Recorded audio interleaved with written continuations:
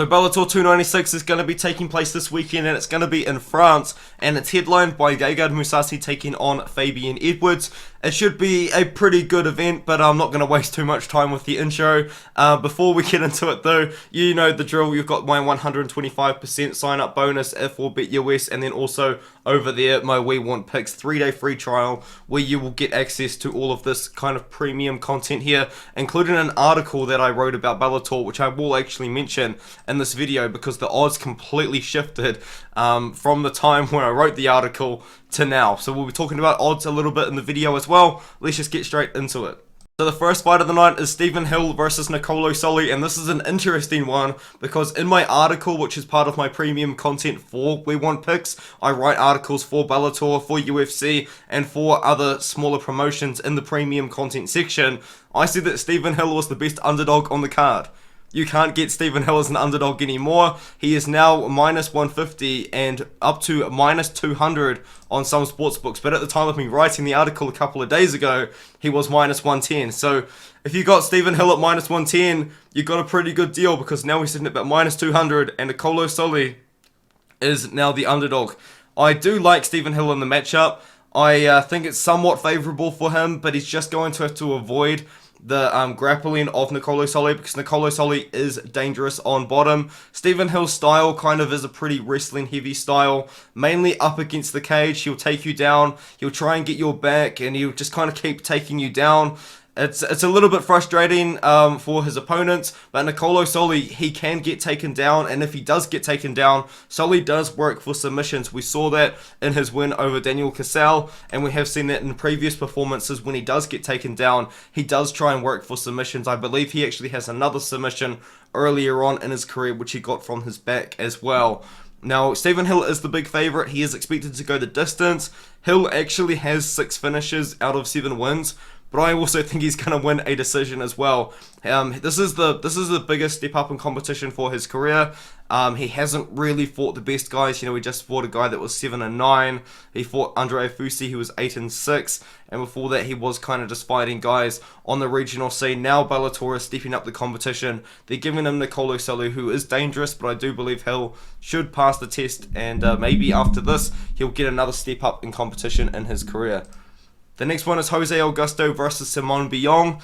I'm going to be going with Simone Biyong in this one here, but it's not the most confident pick in the world. I do like his power on the feet, and I do like his striking. And I think if he can keep the fight on the feet, if he can keep the fight in the range, he should be able to defeat Jose Augusto. I think Jose Augusto probably does have the better pure grappling because I think Jose Augusto probably could work for submissions. He had Alex Polizzi in a bit of trouble before Alex Polizzi ended up getting the submission for himself. And he did get knocked out by Anthony Rumble Johnson. That happens. And Simone Biyong, you know, he's on a 2-fight win streak. Once again, this is a step up in competition for Biyong. He just knocked out a 3-1 opponent, but before that he did beat Luke Trainer, who was 5-0, but now Jose Augusto, I would say, is just another step up in competition from there. But I do think Simone Biyong will be able to get a knockout on the feet. He's going to have to avoid the wrestling, he's going to have to avoid the grappling, and he's also going to have to avoid being held up against the cage by Jose Augusto. But I think if Simone Biyong, using his big size advantage, because he is 6'5" with an 80-inch reach, if he can keep the distance and if he can continue to land his power shots, I think he should be able to find the chin, and I think he should be able to knock out Jose Augusto in this matchup. So I do have Simone Biyong to win by knockout, and so does the majority of people. Simone Biyong, I believe, is just a slight favourite. He's sitting about minus 140 on one sportsbook, minus 175 on another. So he is kind of a slight favourite. I am not too confident in him, but the odds do reflect that it is a pretty closely lined fight. And as we move up the card, Bourama Camara versus Romain Debienne is going to be the next matchup, and it's a lot closer than the odds suggest. Bourama Camara is sitting at minus 260 on Tapology. Money has come in on Romain Debienne, as it probably should, and he is now sitting at minus 240 is Camara. I'm still picking him, but if you kind of just see that minus 250, minus 240 price tag and think that he's safe to put in parlays, I would kind of recommend you just find someone else, because I don't have the most confidence in Bourama Camara, because both of these guys, they kind of are primary strikers. They do like to strike. Romain Debienne probably is actually the better technical fighter in this matchup, but Bourama Camara just so much bigger, and he does use his length very well and does fight kind of smart for a guy that is 6'4" with a 79-inch reach at 170 pounds. Now, Romain Debienne has actually fought and beaten the better opponents as well. He's got an 8-4 record, but that isn't really a testament to the guys that he's fought, because if you do look into his record, he did just recently defeat a 9-2 opponent and then a 6-2 opponent. You can't really find that on Bourama Camara's record. You know, he did beat a 5-1 opponent in Bellator, but he's not fighting, and on top of that, he's not beating the same level of competition than Romain Debienne. I'm just kind of picking Camara because I think that Debienne's not going to be able to figure out a way to close the distance, to find the range, and Camara's going to be able to use his length, his straight shots, and also his front kicks up the middle to keep the range and to win a decision, or maybe find a knockout at some point in this fight. I do like Camara in the matchup, very slightly though. I think Debienne could be a very live underdog, but it's just not a confident pick either way. I'm on the Camara side, but once again, as I did say earlier, if you see Camara sitting about minus 250, minus 240, and you just think that he's safe for a parlay, I think he's not. I think you should probably avoid putting Camara in a parlay. He's not a confident pick. You know, he's had less experience on top of that than Debienne. He's fought the worst competition than Debienne, which is usually like a big factor for me. I do actually like to pick people based on their level of competition, especially in a matchup like this. But I do like the size advantage. I do like the physical advantages that Bourama Camara does have over Romain Debienne in this one. So I am going to be going with Camara ever so slightly by decision, but it's close. I think it's too close for these odds. These odds they're interesting. Maybe I could be proven wrong on Fight Night and Camara does come out there and he does have a lot of success. But before the fight started and on paper, I don't like the wide line in this fight here. And another fight, which is a very wide line, but in this one I can actually understand, is Asael Adjouj versus Georgi Sasu. Asael Adjouj, I overlooked him in his last fight. I got caught up in the hype over of Liam McCracken, and I do apologize for that. But Liam McCracken was such a hyped prospect going into that matchup against Asael Adjouj, and Asael Adjouj just beat him. He just beat him up. You know, like Asael Adjouj is a very good kickboxer at 145 pounds as well. He's 6 foot tall, and he showed really good like defensive grappling. He was just able to deal with kind of everything that the grappler and Liam McCracken kind of tried to throw his way. And I like that for Adjouj. He's also fought good guys as well, 7-2 win in Bellator himself, and he's also fought for UAE Warriors, which is a great regional promotion themselves. He is sitting at minus 400, which is wide. Once again, you know, are you going to be put in minus 400 on a fighter with only 6 professional fights?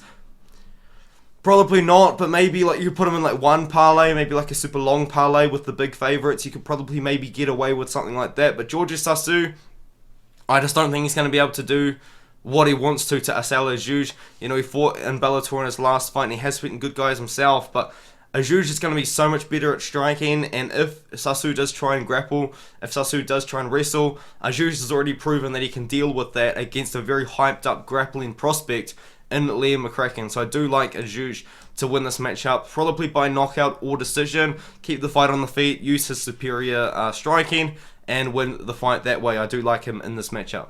And next up, we've got Fabacary Diatta taking on Aridane Romero Rodriguez. And I'm going to be going with Fabacary Diatta, and I'm going to be going with him by knockout. Now, Fabacary Diatta has not got a knockout in 3 years now. Since then, he's kind of won a lot of decisions, but he does have a pretty good and well-aging win in a way over Dominic Wooden, who went on to be the Cage Warriors champion, but then he went on to lose. He was actually meant to be on Dana White's Contender Series in, I think, 2022, but he had like a contract issue and just didn't show up, and then he lost his next Cage Warriors fight. Fun fact about Dominic Wooden, if you really wanted to know. But I'm picking Fabacary Diatta to beat Romero Rodriguez. I think this should be a mostly striking matchup. And in the fight, I think that Diatta's a better striker. And on top of that, Aridane Romero Rodriguez is very hittable. You know, he kind of fights with his hands pretty low. And I think that Diatta is just going to be able to catch him. You know what I mean? Like, Romero Rodriguez He's just not as good at striking as Diatta. That's kind of just what it comes down to. He's been knocked out before. He got knocked out over an M1 against Sabit Zushibov. And then he was finished off by a 4-2 opponent recently. Now he's coming back. He's fighting in Bellator in France. And Diatta, as I said, he hasn't got a KO in 3 years. Sorry, I think he finds one here. I do think he's going to be able to knock out Rodriguez. He's just a better striker, taking on a guy with bad striking defense, and it kind of just is a recipe for a knockout. I do like Diatta here. He's a massive favorite, though he is sitting about minus 450, which is kind of insane. And I under pressure, I can't find him on the thing, so we'll move on to Tim Wilde taking on Chris Gonzalez. I like Chris Gonzalez as a pretty big favorite in the matchup as well. It's interesting though, because Tim Wilde did recently defeat a guy with a pretty similar skill set, I guess you could say, to Chris Gonzalez in Saul Rogers, and Saul Rogers is a pretty good wrestler. Chris Gonzalez is also a pretty good wrestler, and he's kind of got that classic boxer wrestler style. What he will do is he'll box to close the distance, he'll strike to close the distance with his boxing, and then once he's in close, then he can go for takedowns. And that's kind of what I think he's going to do against Tim Wilde. Now, Tim Wilde did show pretty good takedown defense in his last few fights. He probably does want to keep the fight on the feet, but I do think Chris Gonzalez is going to be able to utilize his wrestling and be able to get the fight to the ground. And I think he can defeat Tim Wilde with his skill set of just, as I said, boxing to close the distance and then taking people down. He's a pretty big and wide favorite, but I think he should be able to get it done here. A lot of people have him by KO, which is interesting. He does throw a lot on the feet, but I think he's going to wrestle with Tim Wilde. You know what I mean? I think that's what he's going to do. So it's going to be an interesting matchup. I'm going to be going with Chris Gonzalez in this fight here. And now we move up the card, and there's actually two pretty good prospects taking on each other. Savarjon Khamidov taking on Kevin Petshi. Now, Savarjon Khamidov, he came into his debut with quite a bit of hype. He took on a former UFC fighter, Jose Maria Tome, and he knocked him out very quickly. And Jose Maria Tome, for a little bit of background, for a little bit of lore, I guess, on him, which I know you don't care about, he actually was Henry Cejudo's BJJ coach way back in the day, I believe. I don't think he's his BJJ coach anymore, but at one point he was. And Khamidov kind of dispatched with him pretty quickly with a body kick. And he does have very good kicks. He does have pretty good straight shots down the middle as well when he strikes. And on top of that, he does, of course, have good wrestling and good top control. Kevin Petshi, he's pretty good grappler, actually. He's a decent striker as well. He's just kind of well-rounded. But the problem with Petshi is recently, he hasn't been fighting often, and on top of that, he hasn't been fighting good competition. His most recent win was over a 30-20 opponent. Before that was over a 19-25 opponent, and then before that it was over a 7-2 opponent, which is a good win, and it was Felipe Maia, who was actually pretty good himself. But we're talking about, like 2 fights in the last 3 years, and Savarjon Khamidov has been hustling. He's fought 5 times in the last 2.5 years. He did recently fight 6 months ago over Jose Maria Tome, and now he's coming over to take on Kevin Petshi. He's minus 700 favorite. I don't really mind it. On the feet, he's pretty dangerous, and on the ground, he's dangerous as well. I think Khamidov should be able to kind of just work kind of his whole complete game plan to defeat Kevin Petshi here. Most of the Tapology going by decision. I don't really mind the decision either, actually, because Petshi probably will be pretty hard to get out of there. He's got good enough grappling to kind of avoid what Khamidov's probably going to try and do. So I think Khamidov, on the feet, he should be pretty dangerous, and also he should have the good enough wrestling to get Kevin Petshi, to the ground. The next one is Yves Landu taking on Piotr Niedzielski, and this is a short notice fight for the Niedzielski fight because Yves Landu was meant to fight Estabili Amato, which would have been a much more favourable matchup for Yves Landu, and I would have picked Yves Landu to win that matchup. But now I'm going to be picking Piotr Niedzielski here. I think Piotr Niedzielski will be able to work in his wrestling and grappling against the tricky striker and good kickboxer Yves Landu. Yves Landu will want to keep this fight on the feet. Piotr Niedzielski will probably want to take this fight to the ground. Now, as I said, he is taking it on short notice, and as the wrestler, it can be quite taxing on him, and maybe he could tire late, but I'm just going to kind of trust that Niedzielski will be able to wrestle and grapple and find success in that department in the matchup. Now, he's actually coming off a very close loss to Richie Smellin in a fight which I picked Niedzielski to win, and Richie Smellin proved me wrong, you know. I believe Richie Smellin is still closely affiliated with the greatest of all time, undisputed Artem Lobov, whose signature is sitting on my door frame right there, and behind me is the UFC 285 signed posters. But I know, just in case you ever wondered what was behind me, but I'm picking Niedzielski. I'm picking him to win. I think he should win a decision. Maybe he slows down and loses the third round, but I think he should be able to bank the first two using the wrestling and grappling, and I think he's going to be able to get it done.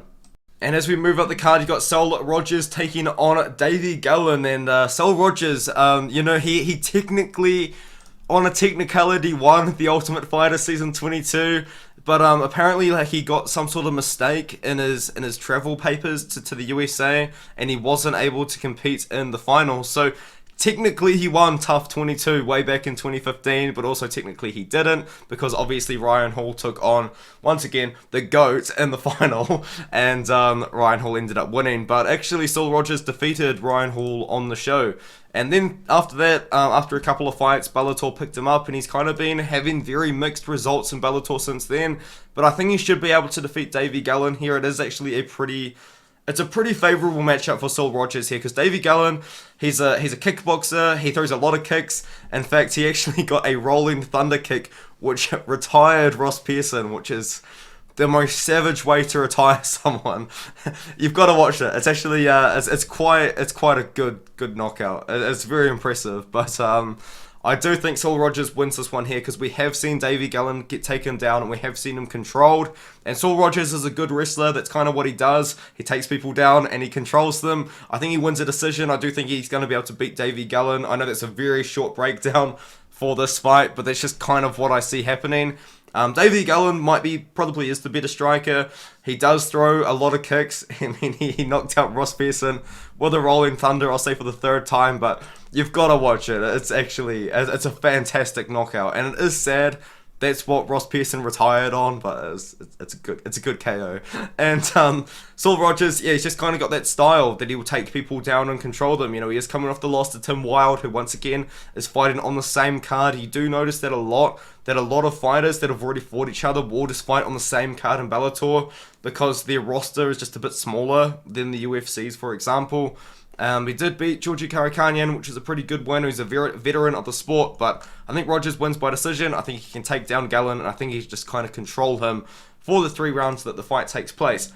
Oliver Enkamp takes on Luka Poklit. I like Enkamp in this matchup. I think he's more well-rounded. Poklit is a grappler, and that's kind of like, it's kind of what he does. You know, he works for a lot of submissions. He's just a very good grappler. He submitted a 9-3 opponent in his Bellator debut. But before that, you know, he was beating some pretty good guys, beating some pretty average guys as well. But Enkamp, you know, Enkamp's also a good grappler. Enkamp's a good enough grappler which he'll be able to hang in the grappling with Luka Poklit, and when the fight is on the feet, he will be the better striker. And as I said, he's just more well-rounded. Enkamp does have pretty good kickboxing. He does throw a little bit of kicks as well on top of his striking, if that makes any sense whatsoever. And he's also beaten the much better competition in his career. As I said, he's a good grappler, but on top of being a good grappler, he's also a good striker, and you just can't say the same for Luka Poklit. Poklit wants this fight on the ground, and he wants it to grapple with Enkamp. But even then, if he tries to get the fight to the ground, and if he does successfully get the fight to the ground, it won't just be lights out submission, because Enkamp does have good grappling himself. So I do like Oliver Enkamp to win this matchup. I think he should be able to get it done. I'm thinking a finish as well. I think a finish is likely from both sides. If Poklit wins, it's probably almost definitely by submission, but Enkamp probably could knock him out on the feet. Maybe he probably could submit him on the ground, which would be impressive, because as I said, Poklit is a great grappler. But I do think Oliver Enkamp does manage to get it done, and he probably does find a finish in the matchup as well. And now we're on the main card, and you got Denise Kielholtz taking on Paula Cristina. And I'm picking Denise Kielholtz, but at minus 300, just don't put your money on this fight, honestly. I think Kielholtz should be able to win, and the odds do reflect that, but it's pretty sketchy, isn't it? Paula Cristina is a pretty good striker coming out of Nova União, which is quite famously a gym that Jose Aldo spent a lot of time at. A very, very good gym is Nova União. And Denise Kielhot is a very good striker from the Netherlands, you know what I mean? She's just a great striker. She hasn't won in a very long time though, and it was a KO win that she got. Then she went to a close fight with Juliana Velasquez, lost the split decision there. She got submitted by Kana Watanabe, but no real shame there because Kana is a great grappler. And then she went to a split decision with Alara Joanne, who is a pretty good striker herself.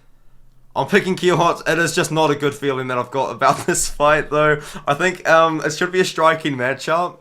And I think Kielhot's is the better striker, and that's kind of everything I'm basing this fight on. But as you can tell, I'm pretty uncomfortable making this pick because I've just got a really bad feeling about it. At minus 300, once again, if you see Kielhot at minus 300, and that's probably where the odds still are right now. If you see her at minus 300 and you think that she's just automatically safe to be putting in parlays, she is not. She's absolutely not just safe to be putting in parlays, and she is still sitting around minus 300. You can get it minus 250 on some books. Minus 275 seems to kind of be about the average.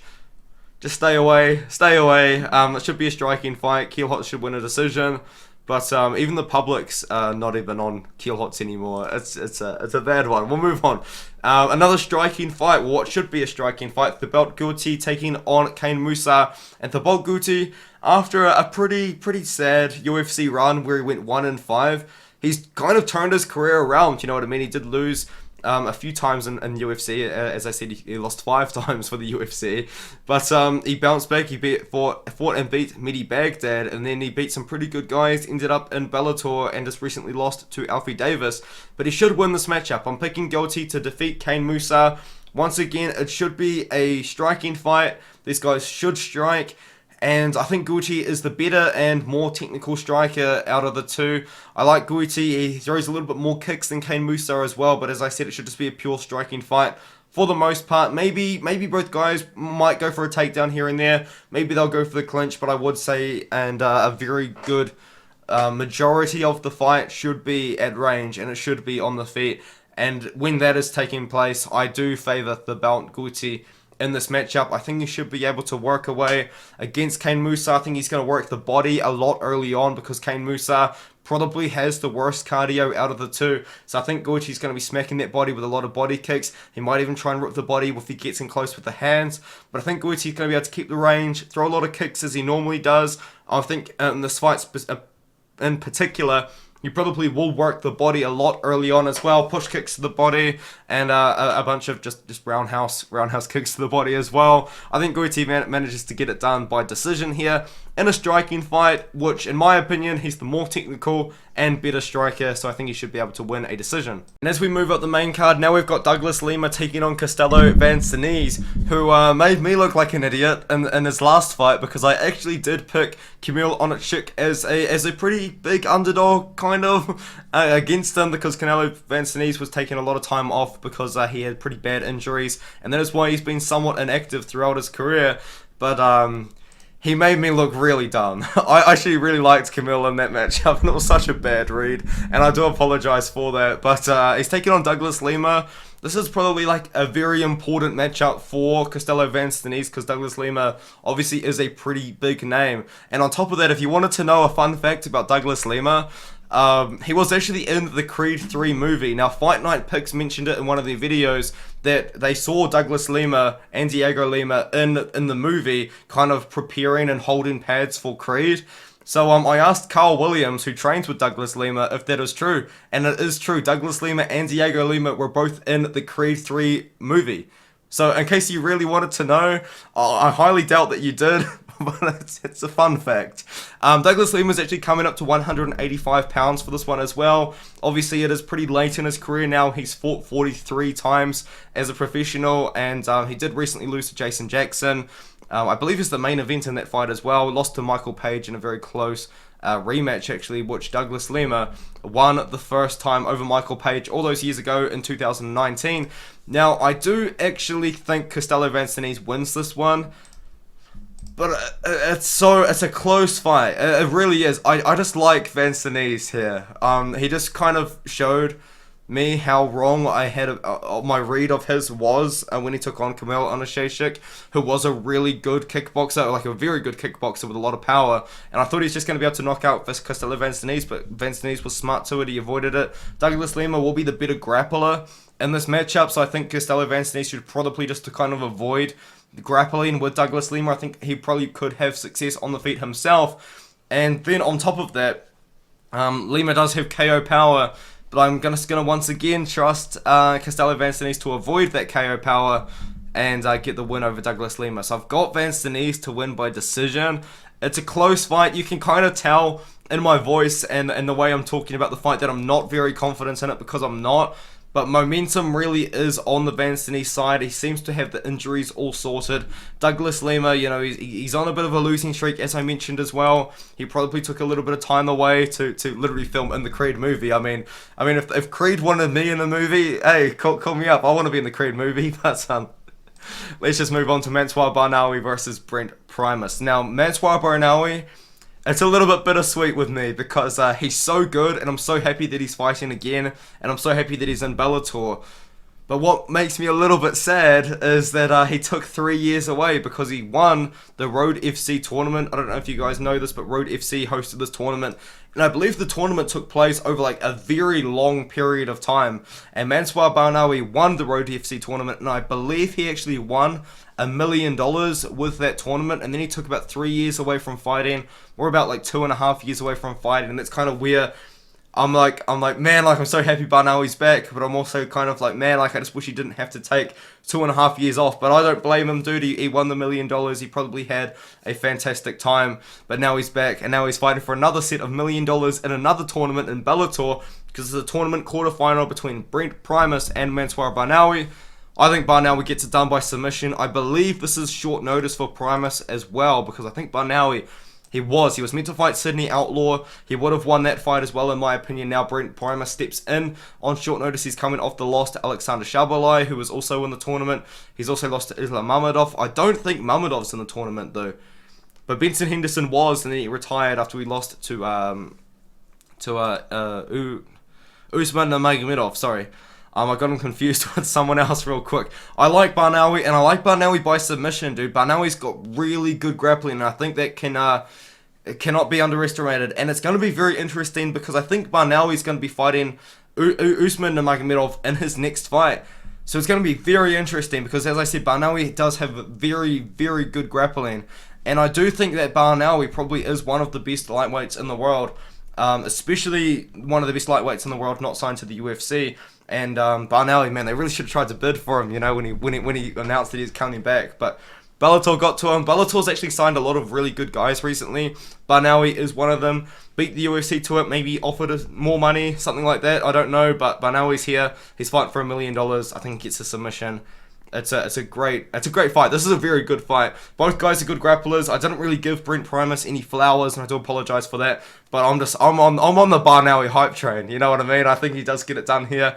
Him versus Usman Nurmagomedov could be a pretty close fight, and I do look forward to it if it does happen. But for now, I'm going to pick Mansour Barnaoui to defeat Brent Primus in this matchup here. And now we move up to the main event, and an interesting fact that I have noticed about this main event is it's going to be a 3-round fight, and I believe that must just be because Barnaoui versus Brent Primus is going to be a 5-round tournament final. So it's going to be interesting that we've got a 3-round main event. Maybe they could have made Barnaoui Primus the main event, but I guess Mousasi and Fabian Edwards probably collectively hold bigger names than Barnaoui and Primus. So I guess it kind of does make sense, and especially Gegard Mousasi at one point, it looked undefeatable. Unbeatable, I guess, would have been the better word. English is very difficult. But Gegard Mousasi, you know, he just dispatched Vanderford very easily. He dominated John Salter, who's now gone on. I believe he beat Aaron Jeffrey recently, which was very impressive. He beat Douglas Lima, who we just talked about before. He beat Lyoto Machida, who Fabian Edwards also fought. And the interesting thing about Lyoto Machida and Fabian Edwards is, I don't know if it was like a respect thing, but I did actually pick Lyoto Machida to defeat Fabian Edwards in that matchup, and was it a bad pick? Yeah, maybe in hindsight, but I thought that maybe Machida would get Machida one more time. Unfortunately, it didn't happen. But this matchup, It's much more favourable for Mousasi than his last fight against Johnny Eblen. Obviously, he defended the belt against Johnny Eblen. Eblen's gone on to have a lot of success. He recently won, defended his belt against a very good opponent. Unfortunately, the name is left my mind, but Gegard Mousasi, he just got out-wrestled in that matchup. He's not going to get out-wrestled by Fabian Edwards, who is Leon Edwards' brother. And on top of being Leon Edwards' brother, they fight in a pretty similar way. They both throw a lot of kicks. Like, they throw kicks to the body, legs, and the head. They're both very, natural on the feet, natural strikers. And on top of that, they're both good grapplers, because Fabian Edwards does have good grappling in his back pocket himself. He probably won't offensive wrestle in this matchup, though. I think Gegard Mousasi, if anyone in the fight, will be the one to offensively wrestle in the matchup if he get in trouble on the feet. But I think Mousasi can win. I think Mousasi's got the more well-rounded skill set out of the two. Especially 3 rounds as well. I was thinking 3 rounds. If Fabian Edwards has to win a 5-round fight, which it's not, he would have to fight the perfect fight. He would have to keep Mousasi at bay for 5 rounds and and just work him for 5 rounds. Now that's 3 rounds. I think Fabian Edwards' chances go up in a 3-round fight, especially because Mousasi's got so much more experience at 5 rounds. But I still think Mousasi wins in a 3-rounder. And in fact, it might even be better for Mousasi, because he's almost 38 years old now. 5-rounders over and over again must be getting pretty taxing on the body. Like, he just did go 5 rounds with Eblen. It was a long time ago. He's taken a lot of time off with Eblen. So I think I might have said Edwards there. But I do think that Mousasi gets it done. I think Mousasi gets it done by decision. And I think he beats Fabian Edwards. But it's going to be a good fight, because Fabian Edwards, hey, maybe Fabian Edwards can make something happen. Maybe he can throw a head kick like Leon Edwards. Maybe he can keep Mousasi at bay and out kickbox him for 3 rounds. But I would be pretty surprised. I think Mousasi he's a great striker to start with. You know what I mean? He's been knocked out once in his career. 27 knockouts on his side. Like, he's a great, and he's also a good grappler as well. On top of that, he can offensive wrestle. He can offensively grapple. I think he manages to do that to Fabian Edwards, and I do think he wins a decision in the main event of Bellator 296. Let me know what you think of the card. Let me know what you think of the picks in the comments below. I think I just realized I broke down 15 fights and picked 15 favorites.